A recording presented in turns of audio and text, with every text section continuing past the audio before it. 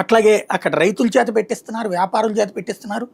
ఊరంతా సీసీ కెమెరాలు ఇట్లాంటివన్నీ పెట్టించుకొచ్చారు వితౌట్ గవర్నమెంట్ ఖర్చు.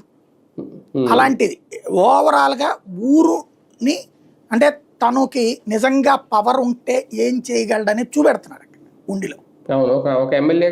అద్భుతం. మిగతా ఎమ్మెల్యేలందరూ ఆయన దగ్గర నేర్చుకోవాలి ఆ విషయంలో. ఇప్పుడు కొంతమంది ఆరోపణలు చేస్తున్నారు ఆయన డబ్బులు కలెక్ట్ చేస్తున్నాడు అది ఇది, బట్ ఆయన తింటలేదు అదేమి. కంట్రిబ్యూట్ చేపిస్తున్నాడు. కంట్రిబ్యూషన్ అనేటటువంటిది ఎప్పుడు క్రైమ్ కాదు.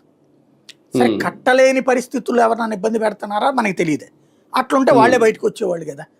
కాబట్టి ప్రస్తుతానికైతే అక్కడ వ్యాపారస్తుల నుండి అయినా ఎవరి దగ్గర నుంచి అయినా సరే విరాళాలు ఇప్పించి మరీ రోడ్లు వేయించడం దగ్గర నుంచి పార్కులు అద్భుతంగా తయారు చేయించడం నుంచి ఉండి అంటే ఏదో ఉంది అన్నటువంటి స్టేజ్ నుంచి ఒక ఆదర్శనీయమైన నియోజకవర్గంగా మారుస్తున్న దాంట్లో ఆయనని అక్కడ వాళ్ళు ఎన్నుకున్నందుకు తగినటువంటి సక్సెస్ చేస్తున్నాడు, అందులో తిరుగులేదు.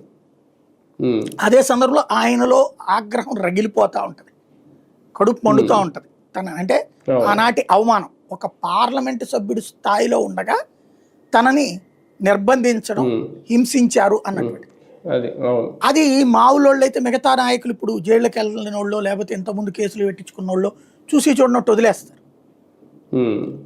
ఇప్పుడు జగన్ చంద్రబాబు జైలు ఎందుకు పెట్టించాడు? తన్ని చంద్రబాబు జైల్లో పెట్టించాడు. అంత మించి పెద్ద ఇష్యూ ఏం లేదు.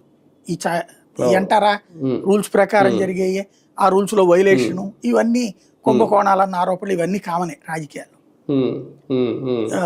జగన్ వాళ్ళ నాన్న సీఎం అయితే జగన్ సంపాదించుకున్నాడంటే మరి చంద్రబాబు నాయుడు సీఎం ఉన్నప్పుడు బాబు సంపాదించుకున్నాడనే కదా.